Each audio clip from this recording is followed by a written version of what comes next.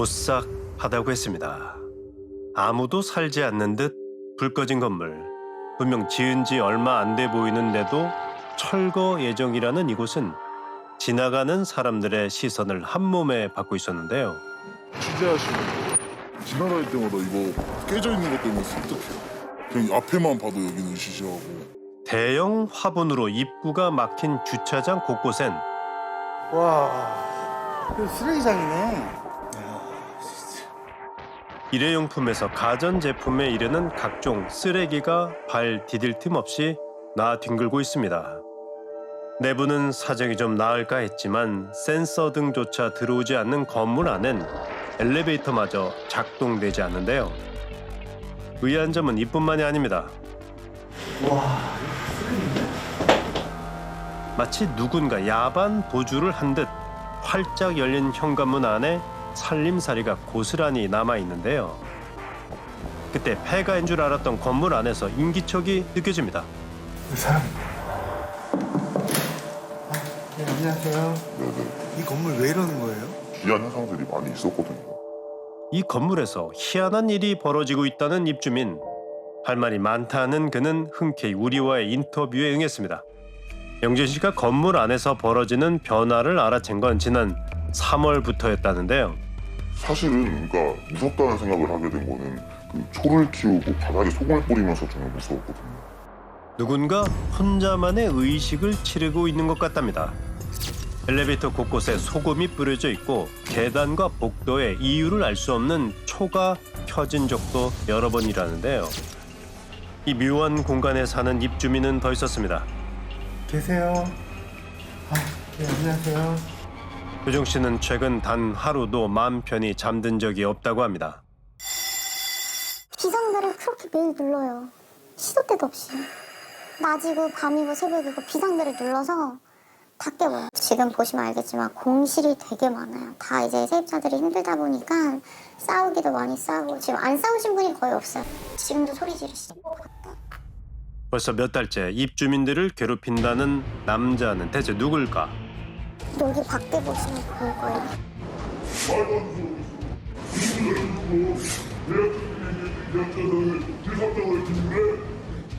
누가 그러는 거예요?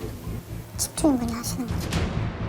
그러니까 건물을 쓰레기장으로 만들고 고성을 지르며 입주민을 괴롭히는 사람이 다름 아닌 집주인 최 씨란 겁니다. 입주민의 지인이 건물을 다녀가기만 해도 전화를 걸어서는 지금 당신 같이 있던 남자는 고소할 거야 내가. 주민등록법 위반이니까. 형사처벌이니까 내가 저 변호사 좀 만나서 고소할 테니까 그렇게 알고 있어. 소송을 걸겠다며 협박을 하고 걸핏하면 이웃들에게 괜한 시비를 걸며 뭐가 뭐야? 누구야? 친구 좀 해라. 욕설을 퍼붓고 윗옷을 벗기도 했다는 최 씨. 사무실에 살고 있는 상호 씨 역시 집주인 때문에 골머리가 아프다는데요. 저희 관리비를 내는데 인터넷이랑 공용 전기, 공용 수도 이게 관리비에 포함되어 있는 거거든요. 집주인이 한 몇 달 전부터 그 돈을 미납을 해가지고 그래서 지금 인터넷이랑 전기는 끊긴 상태고 그리고 이제 수도도 곧 끊긴다라고 얘기를 하더라고요. 결국 얼마 전 관리비를 따박따박 받고도 전기와 수도 요금을 내지 않는 집주인에게 항의를 했다는 상호 씨. 그런데 집주인 최 씨가 되레 맥주잔을 집어 던지며 역정을 냈답니다. 그의 분노는 경찰이 출동한 뒤에야 사그라들었다는데요. 창살 없는 감옥 생활이 이런 걸까? 하루하루가 너무 고통스러워 당장이라도 벗어나고 싶지만 문제는 그 또한 쉽지가 않답니다. 힘들었었어. 나가고 싶은데 돈을 받아야 나갈 수 있고 저는 아직 만기가 안 됐기 때문에 계속 버텨야 되는 상황이고 그런 게 너무 힘들어요. 결국은 이제 보증금 얘기를 할 수밖에 없는 상황이라서 조심스럽게 말씀을 드렸어요. 이게 보증금은 제 전 재산이 들어가 있는 건데 채 이 문장이 끝나기도 전에 바로 욕설이 튀어나왔더라고요. 평소엔 평범한 모습을 보이다가도 세입자들이 보증금 얘기를 꺼내기만 하면 최 씨가 포악하게 돌변한다는 건데요. 그런데 영진 씨는 집주인 최 씨의 감정이 시시때때로 바뀌는 이유가 짐작된다고 말합니다. 신내림을 더 받았다는 얘기를 들었고 주신을 본다고 얘기를 하시더라고요.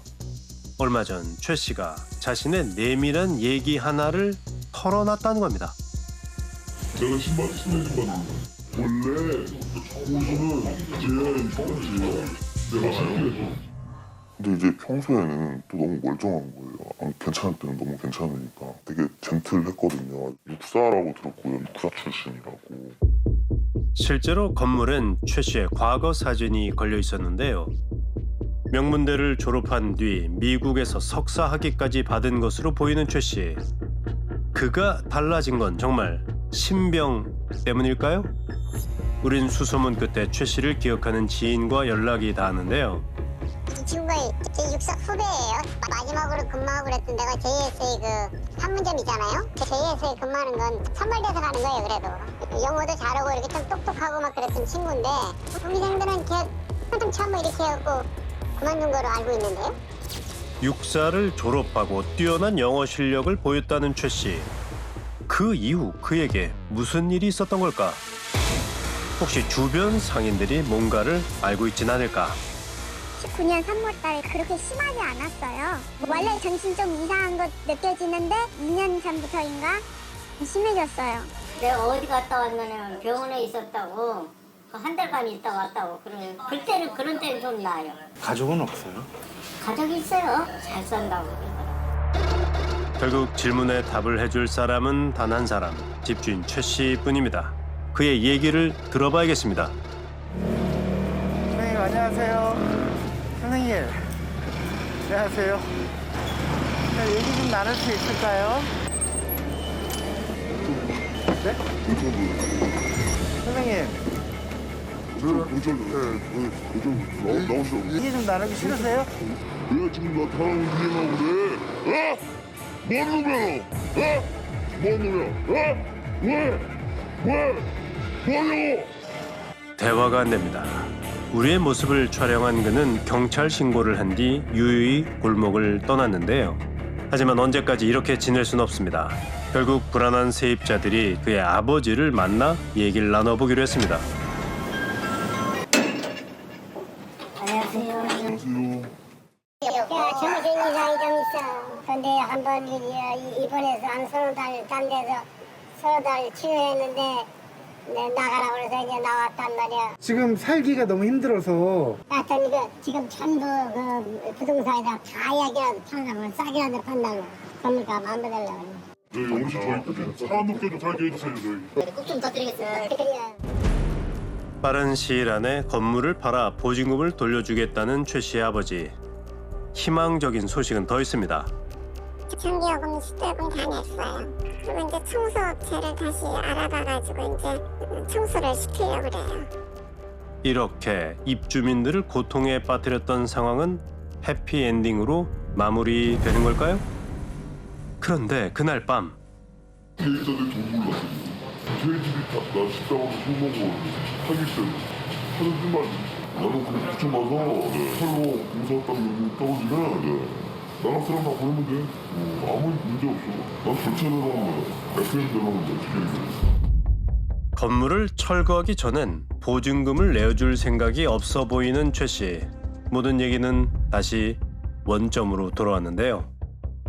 법률 전문가는 세입자들이 선택할 수 있는 방법이 몇 가지 있다고 말합니다.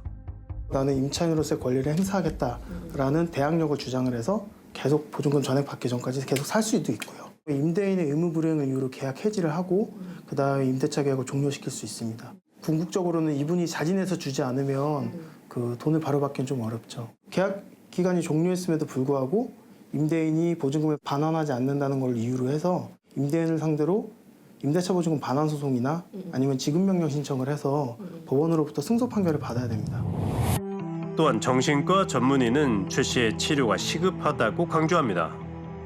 정신질환, 정신병의 제일 큰 증상은 판단력이 손상되는 거예요. 저 상태에서는 굉장히 흥분하고 조그만 것도 모든 걸 다 위험으로 감지하거든요. 주민들을 위한 거나 환자를 위한 거나 빨리 의학적인 치료를 받는 거죠. 그저 조용한 일상을 누리는 게 이토록 힘든 일일 줄 미처 몰랐습니다. 계약이 끝나면 보증금을 돌려받고 이사를 갈 거라 생각했던 당연함이 간절한 소망이 될 줄은 상상조차 못했습니다. 보증금을 돌려받을 수는 있을까요? 어떻게 해야 이곳에서 무사히 떠날 수 있는 걸까요?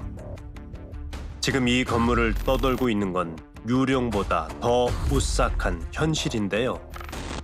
오늘도 시름 가득한 밤이 깊어만 갑니다.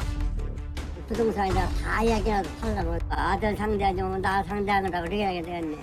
아버님이 좀 직접 해주셔야 돼요. 그래 알았어.